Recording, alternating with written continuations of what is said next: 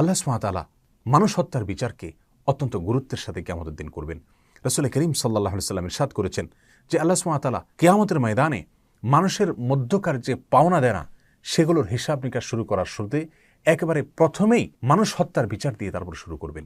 রাসূল করিম সাল্লাল্লাহু আলাইহি ওয়াসাল্লাম অন্য এক হাদিসে ইরশাদ করেছেন, যাকে হত্যা করা হয়েছে কিয়ামতের দিন সে আল্লাহর কাছে হত্যাকারীকে উপস্থিত করে বলবে, আল্লাহ তাকে জিজ্ঞাসা করুন সে আমাকে কেন হত্যা করেছে, কি কারণে আমাকে হত্যা করেছে।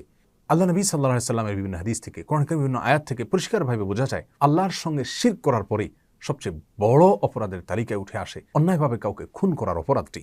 আমাদের কাছে বিষয়টা গা সওয়া হলে কি হবে, আল্লাহ সুবহানাহু ওয়া তাআলার কাছে সেটি মোটেও সহনীয় নয়। বাইহাকির এক বর্ণনা নবী সাল্লাল্লাহু আলাইহি ওয়াসাল্লাম ইরশাদ করেছেন, আল্লাহ সুবহানাহু ওয়া তাআলার কাছে গোটা পৃথিবী ধ্বংস হয়ে যাওয়া এই বিষয়টি যতটা জঘন্য, একটি মানুষের জীবনহানি হওয়া, একটা মানুষ খুন হওয়া তার চাইতে বড়। আমাদের সমাজে মানুষ হত্যার ক্ষেত্রে আল্লাহ সুবহানাহু ওয়া তাআলার বিধান অত্যন্ত ভয়াবহ, অত্যন্ত কঠোর। নবমণ্ডল এবং ভূমণ্ডলের সমস্ত মানুষ যদি একত্র হয়ে একজন মানুষকে হত্যা করে, আল্লাহ সুবহানাহু ওয়া তাআলা ওই একটি খুনের শাস্তি স্বরূপ গোটা নবমণ্ডল এবং ভূমণ্ডলের সমস্ত মানুষকে জাহান্নামে দিতে পর্যন্ত কার্পণ্য করবেন না। আল্লাহর কাছে মানুষ হত্যা এত ভয়াবহ অপরাধ।